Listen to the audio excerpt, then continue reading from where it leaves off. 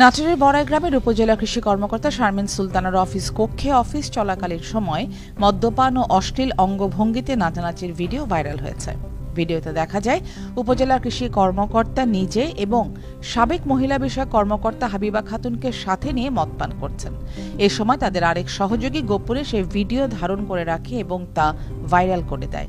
ভিডিওটি পর্যালোচনা করে জানা যায় সেদিন শুধু তারা মদ পান করেই ক্ষান্ত হননি, মদ পান শেষে বিভিন্ন অশ্লীল অঙ্গভঙ্গি দেখিয়ে অভিনয়, নাচ সহ অনেক কিছুই করেছে, তাও আবার অফিস চলাকালীন সময়।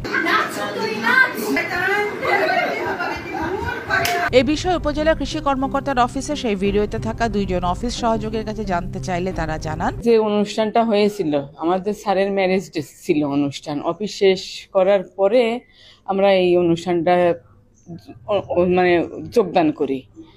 ওদিনকে যে পানি জাতীয় যে জিনিসটা দেখা যাচ্ছে আসলে ওটা কোনো নেশা জাতীয় জিনিস ছিল না, ওটা ছিল হচ্ছে কোক। স্যারের ম্যারেজ ডে ছিল সেদিন, আমরা সবাই এই স্যারের রুমেই আমরা খাইছি, যে কোক খাইছি, কালো যেটা, ওইটা আমরা খাইছি।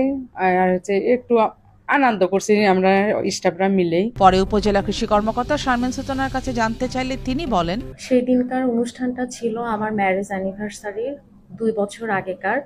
আমি অফিস শেষে 5:15টার সময় আমার অফিস স্টাফরা কেক নিয়ে এসে আমার সাথে উদযাপন করে এবং পরবর্তীতে আমরা সেখানে প্রোগ্রাম করি।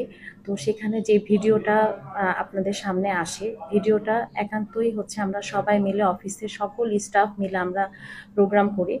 আর সবচেয়ে বড় বিষয় হচ্ছে সেখানে যে পানীয়টা আছে সেটা কোনো নেশা জাতীয় কোনো পানি না, এটা কোক আমরা সবাই মিলেই পান করেছিলাম। তবে সচেতন মহলের দাবি, অফিসের মধ্যে কোনো কর্মকর্তা এইভাবে আনন্দ উল্লাস করতে পারেন না এবং এমন অঙ্গভঙ্গি দেখিয়ে নাচানাচি করা উচিত নয়। এই সকল কর্মকর্তাদের দ্রুত তদন্ত সাপেক্ষে আইনগত ব্যবস্থা গ্রহণ করা দরকার।